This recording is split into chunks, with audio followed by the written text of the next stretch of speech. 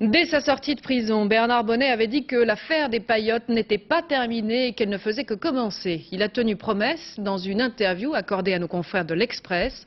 L'ancien préfet de Corse affirme que c'est son directeur de cabinet, Gérard Pardini, qui a monté toute l'affaire de l'incendie de la paillote. Il déclare aussi qu'un conseiller de Matignon lui a donné l'ordre de couvrir Gérard Pardini. Zindine Boudaoud. C'était il y a près de 2 mois à son retour à Ajaccio.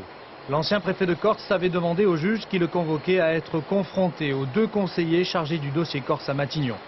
Une requête restait lettre morte, c'est pourquoi, explique Bernard Bonnet, il lance ses accusations dans l'hebdomadaire L'Express.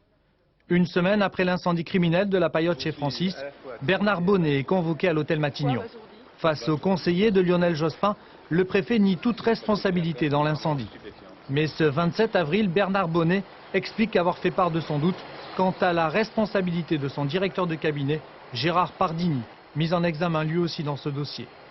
Faut-il ou non couvrir Pardini, aurait alors interrogé le préfet. Cela n'a pas d'importance, c'est comme l'affaire du Rainbow Warrior, il n'y avait pas d'ordre écrit, aurait répondu le conseiller Alain Chrisnart. Cela signifie, résume Bernard Bonnet, que même si Pardini est dans le coup, il faut le couvrir. Ce soir, Alain Chrisnart et Clotilde Walter, les 2 conseillers du chef du gouvernement, démentent les propos que leur prête Bernard Bonnet. Pour eux, ces accusations relèvent de l'affabulation et d'une volonté de nuire. Dès sa sortie de prison en juillet dernier, Bernard Bonnet avait promis des révélations.